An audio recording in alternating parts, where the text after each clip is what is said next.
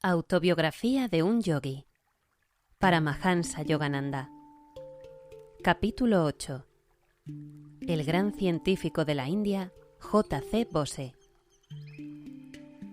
La invención de la comunicación inalámbrica la efectuó Jagadish Chandra Bose antes que Marconi. Al oír esta provocativa aserción, me acerqué a un grupo de profesores que caminaban por la acera sumidos en una discusión científica. Si el motivo que me obligó a unirme a ellos fue orgullo de raza, lo lamento. Pero no puedo negar mi vivo interés en asegurar que la India puede jugar un papel preponderante en asuntos de física y no únicamente en los de metafísica. ¿Qué quiere decir con eso, señor?, pregunté. Bose fue el primero en inventar el enlace inalámbrico y un instrumento para indicar la refracción de las ondas eléctricas. Me contestó seriamente el profesor. Pero el científico hindú no explotó comercialmente sus inventos. Pronto desvió su atención del mundo inorgánico al orgánico. Sus revolucionarios descubrimientos como fisiólogo botánico están sobrepasando sus logros fundamentales como físico. Yo manifesté cortésmente mis agradecimientos a mi mentor, quien agregó: «Ese gran científico es mi colega, profesor como yo en el Presidency College». Al día siguiente visité al sabio, que vivía cerca de mi casa. Yo le admiraba desde hacía mucho tiempo, pero no había tenido el gusto de conocerle personalmente. El grave y austero botánico me dio la bienvenida.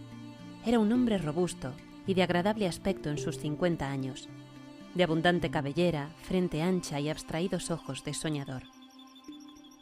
La exactitud que daba a sus palabras revelaba el hábito de una larga vida consagrada a la ciencia. Acabo de regresar de una visita hecha a las sociedades científicas de Occidente. Sus miembros manifestaron gran interés por los delicados instrumentos de mi invención, que demuestran la indivisible unidad de toda vida. El crescógrafo de Bose aumenta la enormidad de 10 millones de veces. El microscopio aumenta solo unos cuantos miles de veces y sin embargo dio un ímpetu vital a la ciencia biológica. Por eso el crescógrafo abre incalculables horizontes. Usted ha hecho mucho, señor, para apresurar el abrazo de Oriente y Occidente con los brazos impersonales de la ciencia, le dije. Yo fui educado en Cambridge. Qué admirable es el método occidental de someter toda teoría a una escrupulosa verificación experimental. Aquel procedimiento empírico ha ido mano a mano con el don de la introspección, que es mi herencia oriental. Reunidos ambos me han capacitado para sondear los silenciosos reinos de la naturaleza, largo tiempo incomunicados. Los secretos revelados por mi crescógrafo constituyen una evidencia, incluso para los más escépticos, de que las plantas tienen un sistema nervioso sensitivo y una variada vida emocional: amor, odio, alegría, temor, placer, dolor, excitabilidad, estupor e incontrolables respuestas correspondientes a los estímulos recibidos son tan universales en las plantas como en los animales. El singular latido de la vida que palpita en toda creación era visto como poéticamente imaginario antes de su descubrimiento, profesor. En cierta ocasión conocí a un santo que jamás arrancaba una flor. ¿Debo yo robar a un rosal la ostentación de su belleza?, decía él. ¿Debo lastimar su dignidad con mi rudo expolio? Esas palabras de simpatía están comprobadas literalmente por sus descubrimientos. El poeta está íntimamente unido a la verdad, en tanto que el hombre de ciencia se acerca torpemente. Venga algún día a mi laboratorio y vea los inequívocos testimonios de mi crescógrafo. Agradecido acepté su invitación y me retiré.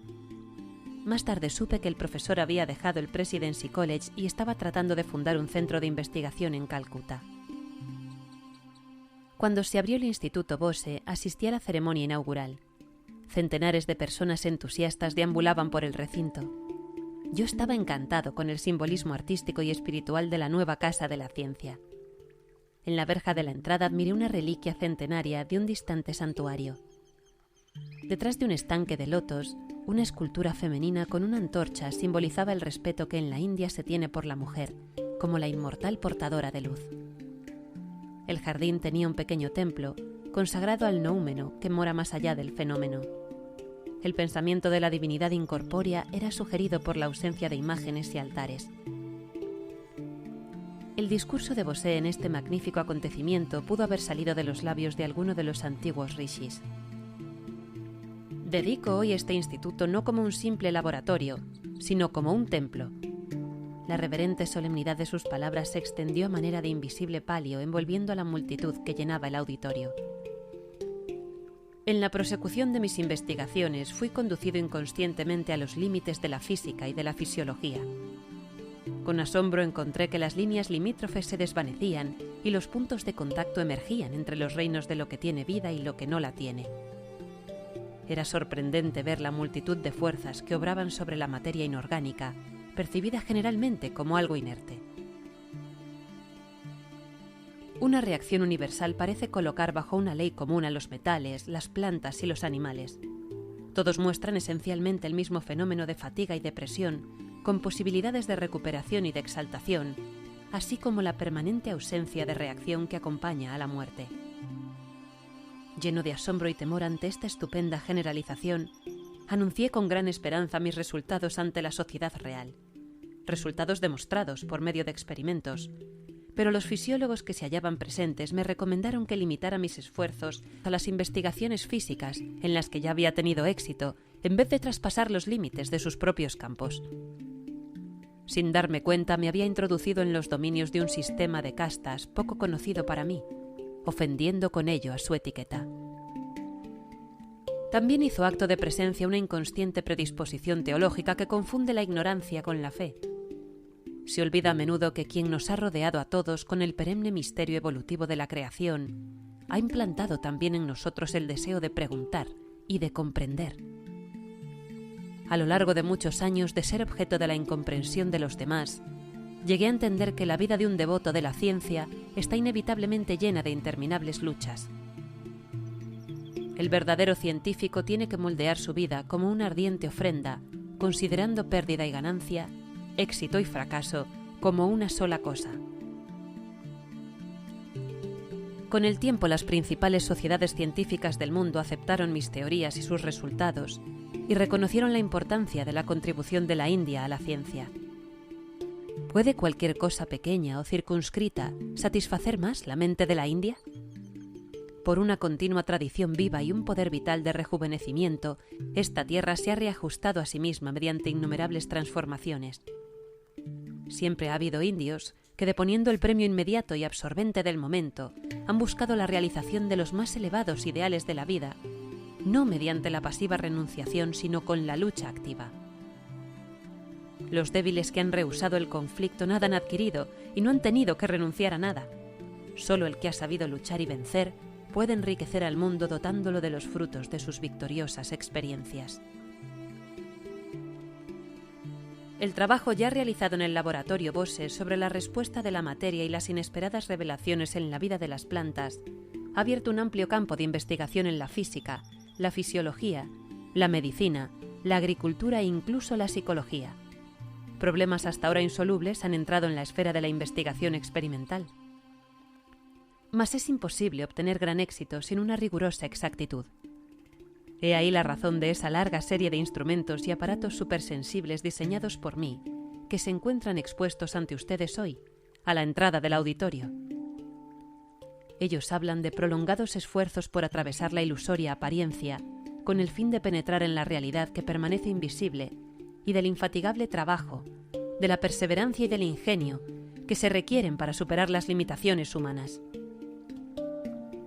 Todo científico creador sabe que el verdadero laboratorio es la mente. Allí, más allá de toda ilusión, descubre él las leyes de la verdad. Las conferencias que se dicten aquí no serán meras repeticiones de conocimientos ya sabidos. Ellas anunciarán nuevos descubrimientos demostrados por primera vez en estas salas. Mediante publicaciones regulares del trabajo del Instituto, estas contribuciones de la India alcanzarán al mundo entero. Ellas serán propiedad pública. Jamás se patentará invento alguno. El espíritu de nuestra cultura nacional pide que nos liberemos para siempre de la profanación de utilizar conocimientos solamente para obtener ganancias personales. Es mi deseo, además, que los medios de este instituto estén, hasta donde sea posible, al alcance de los trabajadores de todos los continentes. En este particular estoy tratando de llevar adelante la tradición de mi país. Desde hace 25 centurias, la India dio la bienvenida en sus antiguas universidades de Nalanda y Taxila a investigadores de todas partes del mundo. aunque la ciencia no sea de Oriente ni de Occidente, sino más bien internacional en su universalidad, la India está especialmente capacitada para realizar una gran contribución. La ardiente imaginación india, capaz de crear un nuevo orden en el conjunto de hechos aparentemente contradictorios, es controlada por el hábito de la concentración. Dicho control confiere el poder de sostener la mente en la investigación de la verdad con infinita paciencia. Las lágrimas fluían de mis ojos al concluir las palabras del hombre de ciencia. ¿Acaso no es la paciencia un sinónimo de la India que confunde tanto al tiempo como a los historiadores? Visité el centro de investigaciones en otra ocasión, poco tiempo después de su apertura. El gran botánico, atento a su promesa, me llevó a su silencioso laboratorio. Conectaré este crescógrafo a este helecho. El aumento que posibilita el aparato es tremendo. Si el arrastrarse de un caracol fuese aumentando en esta misma proporción, la criatura parecería caminar con la velocidad de un tren expreso. Mi mirada estaba fija con avidez en la pantalla que reflejaba la sombra del helecho aumentando de volumen. Pequeños movimientos de vida eran ahora claramente perceptibles. La planta iba creciendo muy lentamente delante de mis ojos fascinados. El científico tocó la punta del helecho con una pequeña varilla de metal. Los movimientos se detuvieron abruptamente, reasumiendo su elocuente ritmo tan pronto como la varilla fue retirada. Ya vio que cualquier interferencia externa es nociva para el tejido sensitivo. Me hizo notar Bose. Observe, le daré ahora cloroformo y después un antídoto. El efecto del cloroformo detuvo el crecimiento y el antídoto lo reavivó. Las formas evolutivas que aparecían en la pantalla me atraían más intensamente que la más emotiva escena de cine. Mi compañero, quien ahora hacía el papel de villano, introdujo un afilado instrumento a través de una parte del helecho. Se manifestó el dolor, indicado por las espasmódicas sacudidas. Cuando deslizó una navaja a través del tallo del helecho, la sombra se agitó violentamente y después se aquietó de manera definitiva con la final manifestación de la muerte. Cloroformando previamente un árbol enorme, logré trasplantarlo con éxito. Generalmente tales monarcas de la selva mueren muy pronto después de su trasplantación. Hagadis sonrió alegremente al recordar la salvadora medida. Las gráficas de mi delicado aparato han probado que los árboles tienen un sistema circulatorio. El movimiento de la savia corresponde a la presión de la sangre en los cuerpos de los animales. El ascenso de la savia no puede explicarse mediante los principios de la física enunciados comúnmente, tales como el de la atracción capilar. El fenómeno se ha descubierto por medio del crescógrafo como la actividad de las células vivas. Las ondas peristálticas nacen de un tubo cilíndrico que se extiende a lo largo del árbol y sirve como corazón. Cuanto más profundizamos en nuestros estudios, mejor percibimos lo notable que se hace la evidencia de un plan uniforme que liga cada forma en las manifestaciones de la naturaleza. El gran científico señaló otro instrumento Bose. Le mostraré ahora nuevos experimentos en una pieza de hojalata. La energía vital en los metales responde adversa o benéficamente al estímulo. Las marcas en el gráfico registrarán las diferentes reacciones. Profundamente interesado, observé la gráfica que registraba las ondas características de la estructura atómica. Cuando el profesor aplicó cloroformo al estaño, las ondas se detuvieron. Volvieron a comenzar a medida que el metal lentamente adquiría su estado normal. Mi compañero colocó un veneno químico. Al mismo tiempo que se producía el temblor final de la lata, la aguja escribió dramáticamente en el gráfico la noticia de su muerte.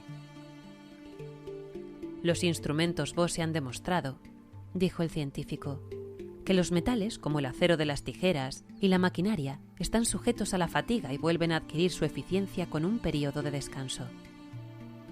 El pulso de la vida en los metales resulta gravemente lesionado o incluso se extingue del todo mediante la aplicación de corrientes eléctricas o de grandes presiones. Lancé una mirada alrededor del cuarto y observé los numerosos inventos, testimonios elocuentes de una incansable ingeniosidad. Señor, es lamentable que el desarrollo de la agricultura en masa no progrese con mayor celeridad por medio del empleo más extenso de sus maravillosos mecanismos. ¿No sería posible hacer uso de ellos en experimentos de laboratorio para investigar la influencia de diversos tipos de abonos en el crecimiento de las plantas? Está usted en lo cierto, me confesó.